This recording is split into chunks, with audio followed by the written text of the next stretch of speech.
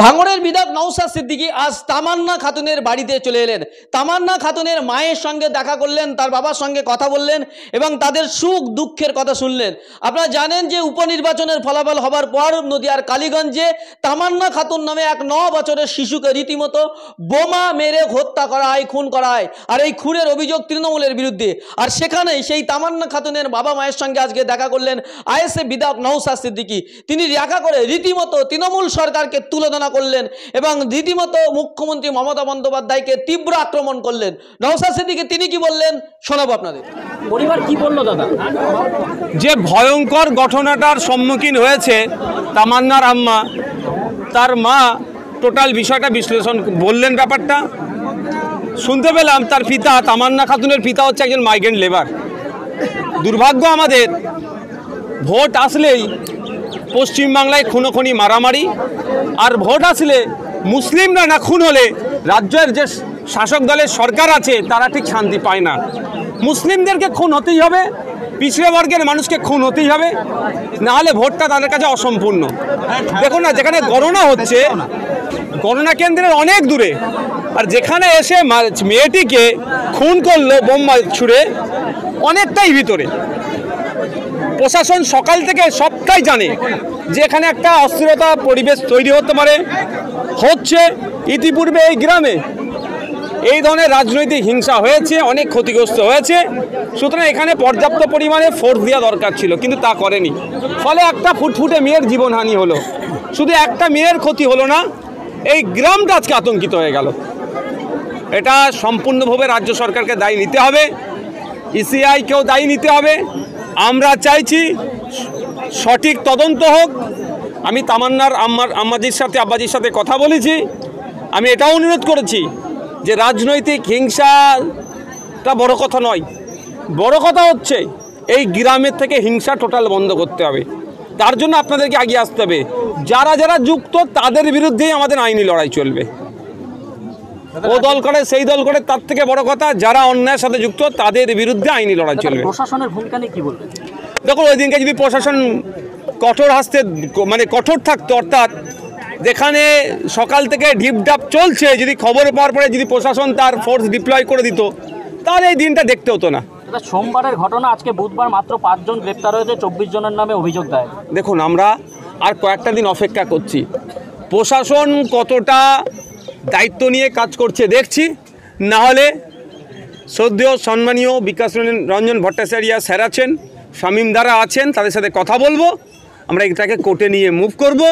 পরিবারের কথা যে বিচার চাই, সিবিআই চাই, আমরা তাকে আজকে কথা বলেছি যে আমরা চাইব কোনো জজের নেতৃত্বে টিম গঠন করে এটা তদন্ত, অর্থাৎ আমরা এটার আপকামিং যে প্রোগ্রেস হবে সেটা আমরা করব। শুধু আমরা আর কটা দিন অপেক্ষা করছি, পুলিশ আর কজনকে গ্রেফতার করে সেটা দেখছি। হুমায়ুন কবির এসেছিলেন, তিনি আর্থিকভাবে সহযোগিতা করতে গেছিলেন, পরিবারকে ফিরিয়ে দিয়েছেন।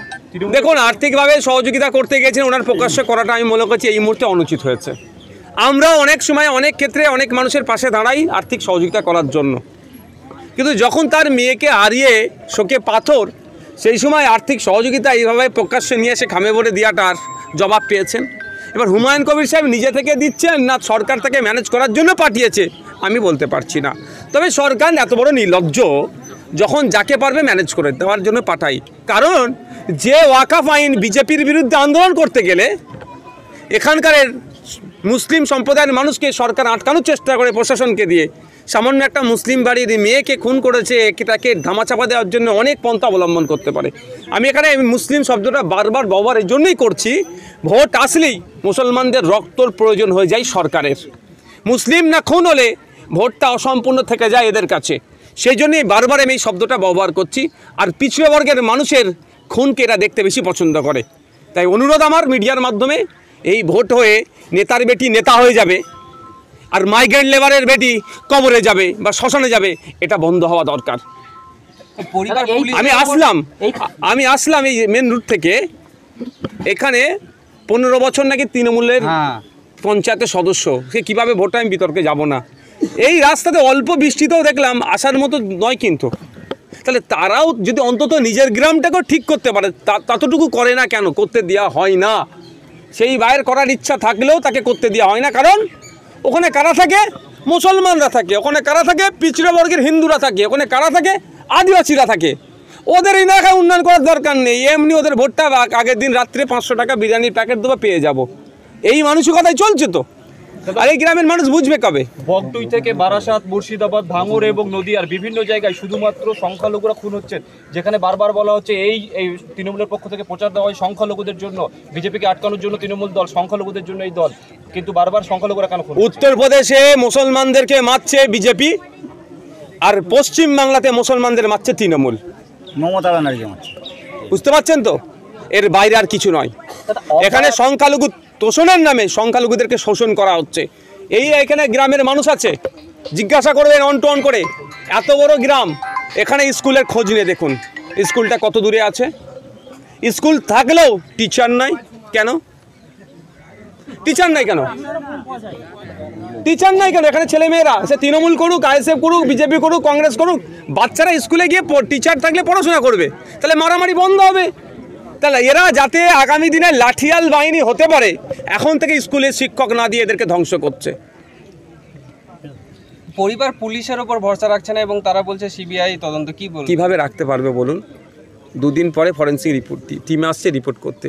ও জায়গাটা বৃষ্টি ফিষ্টি হয়েছে, সব শেষ হয়ে গেছে, তো কী পাবে ওখান থেকে? পুলিশ যদি সক্রিয় থাকতো তাহলে তো আপনার এই ঘটনা ঘটতো না। দাদা, দেখা গেল ফরেন্সিক টিম চলে যাওয়ার পর জায়গাটা মাটি দিয়ে কোদাল দিয়ে বুঝিয়ে দিল। যদি সিবিআই তদন্ত হয় ওরা তো কিছু পাবে না, পুলিশের তরফ থেকে। সিবিআই বিচার বিভাগীয় তদন্ত হলেও হবে না, মানে কোনো জজকে সামনে রেখে কোনো আপনার সব পুরো ফরেন্সিক টিম আশা রাখি এখানকার যে আছে আপনার সব শেষ, ডিস্ট্রয় হয়ে গেছে, ধ্বংস করে দিয়েছে। গত 2 বছর এটা তো প্ল্যান, এটা এভিডেন্সকে ডিস্ট্রয় করার একটা প্ল্যান। ঠিক যেভাবে আমাদের বাড়ির মেয়ে অভয়াকে খুন করার পরে টয়লেট সংস্কারের নামে ভেঙে ধ্বংস করেছিল, ঠিক একইভাবে এখানে লেটে ঢুকিয়েছে। ফলে এখানে মানুষ যাতায়াত করে যে বৃষ্টি হয়েছে সব এভিডেন্স দিয়ে সাফ করে দিয়েছে। তারপরে কোদাল দিয়ে সব। আমাদের আইনি লড়াই চলতে হবে, মাঠে ময়দানে লড়াই গণতান্ত্রিক প্রক্রিয়ায় চলতে হবে। তবে একটাই কথা, আমার গ্রামের এই হানাহানি বন্ধ করতে হবে, গ্রামের মানুষকে দায়িত্ব নেই। দাদা, এই গ্রামে এর আগে বেশ কয়েকবার কয়েক হাজার বোম উদ্ধার হয়েছে, বারবার বোম উদ্ধার হচ্ছে, বোমের আঘাতে আহত হচ্ছেন, মৃত্যু হচ্ছে, তারপরেও পুলিশ প্রশাসন কোনো ব্যবস্থা নিচ্ছে? দেখুন, ব্যাপারটা হচ্ছে দুর্ভাগ্য আমাদের এটাই। কদিন আগে দেখেছিলেন অনুব্রত বাবু একটা পুলিশকে খিস্তি দিয়েছিল, ওর পরিবর্তে রাস্তায় কোনো মানুষকে নেমে প্রতিবাদ করতে কাউকে আমি দেখতে পাইনি। কারণ কি বলুন তো? কিন্তু কোনো একটা টিচারকে গাল দিলে, এতক্ষণ গালি দিলে রাস্তায় নেমে প্রতিবাদ করি আমরা। কোনো ডক্টরকে গালি দিলে, ডক্টরের উপর আক্রমণ হলে আমরা রাস্তায় নেমে প্রতিবাদ করি। আমার পুলিশ বন্ধুদের উপরে কেন করি না? পুলিশের একটা অংশ, সবাই নয়, পুলিশের একটা অংশ যেভাবে মেরুদণ্ডকে বিকিয়ে দিয়েছে, ফলে এর দায়ভার সবাইকে নিতে হচ্ছে। এই গ্রাম শুধু নয়, বগটুয়ে কাণ্ডের পরে রাজ্যের মুখ্যমন্ত্রী বলেছিলেন সারা রাজ্যে অবৈধ অস্ত্র বোম উদ্ধার করার কথা, উদ্ধার হলো না কেন? আর এই নির্বাচনের সময় যখন এখানে নির্বাচন চলছিল, আমি মুর্শিদাবাদে গিয়েছিলাম। আমি ফিরে আসার সময় আমার গাড়িটাকেও দাঁড় করিয়েছিল চেকিংয়ের জন্য। আমি বললাম চেকিং করো, যখন আমার মুখ দেখেছে হয়তো বললো না স্যার চলে যান, বা আমার কনফিডেন্স দেখে বলেছে চলে যান। তাহলে যখন এমএলএর গাড়িও চেক করার কথা হচ্ছে, তাহলে গ্রামে আসছে কি করে? তৃণমূলের নেতাগুলোকে একটু জিজ্ঞাসা করতে উত্তর দেবে তারা। দাদা, এখানে যে ভোটের ফলাফল হয়েছে সেখানে বিজেপি 2 নম্বরে, জোট প্রার্থী 3 নম্বরে। বিজেপি যেটা বলেছিল শুভেন্দু অধিকারী এখানে হিন্দু ভোটকে একত্রিত করতে, আমি দাদা একটা কথা বলবো, আমি এসছি একটা শোক বাড়িতে, আমি পলিটিক্যাল রিয়াকশান ওই রকমভাবে দেবো না, এই রিলেটেড করুন। আর শুভেন্দু অধিকারী হিন্দু ভাই বললো, ওনার পেট্রোল পাম্পে শুনেছি যেখানে আছে সেখানে কিন্তু লিখে দেয়নি হিন্দু ভাই মুসলমানদের তেল বিক্রি নাই, ওটা লিখে দেয়নি। Thank you. এগুলোকে পড়াবেন, যতদিন না আপনাদের বাচ্চাগুলোকে পড়াবেন এই হতে থাকবে হিংসা। যখন পড়াবেন ওরা বুঝতে পারবে এইটা করলে কি হবে। মরল তামান্না শেখ, অ্যারেস্ট হয়েছে অমুক শেখ, জেল কাটবে তমুক শেখ, ফাঁসি হলেও দেখবেন অমুক শেখ। মাথায় রাখুন কি বলছি, আমি কাউকে উত্তেজিত করছি না। কারণ কি, আমরা পড়াশোনায় কম। আমি আপনাদের বলে যাচ্ছি, জানি না কি ঘটনা আমি জানি না, তাও বলছি এখানে যে স্কুল খোঁজ নিয়ে দেখুন, স্কুলের টিচার নয়, মিলিয়ে নেবেন। কেন বললাম আমি? এখানে শেখের ছেলেরা বেশি থাকে, আদিবাসী বেশি থাকে, দলিত হিন্দু বেশি থাকে। এদের ছেলেকে পড়ানো যাবে না। এদের ছেলেকে যদি পড়িয়ে দেয়, বোমটা মারবে কে? আপনার আমার ছেলে যদি শিক্ষিত হয়ে যায়, বোম মারতে যাবে? তাহলে আপনার আমার ছেলেকে মূর্খ করে রাখার এদের ইচ্ছা হচ্ছে এই বোম মারামারি করবে, মারবে, মরবে, জেলে যাবে, ধ্বংস হবে। এই গ্রামের এখনো প্রচুর মানুষ ঘর ছাড়া আছে। কেন? তাদের নামে মামলা হয়েছে, সত্য মিথ্যা কোনো মামলা হয়েছে। সে তো গ্রামের মানুষের সাথে লড়াই করে।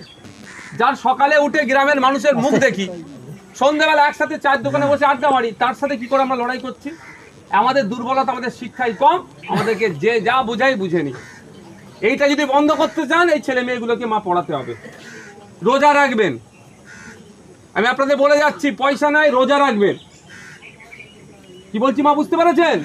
অর্থের অভাবে পড়াতে পারছে না, রোজা রাখবেন, খাবেন না সারাদিন, তাও ছেলে মেয়েগুলোকে পড়ান। আর নাহলে আজকে একটা তামান্না গেছে, দেখবেন পুরো গ্রামটা শেষ করে দেবে। আমাদেরকে দিয়ে আমাকে মারাবে, বাইরের লোক আসবে না মারতে আমাকে দিয়ে আমার লোককেই মারাবে, কারণ আমার শিক্ষা কম। আমার ছেলের হাতে লাঠি তুলে দিলে সহজ হবে।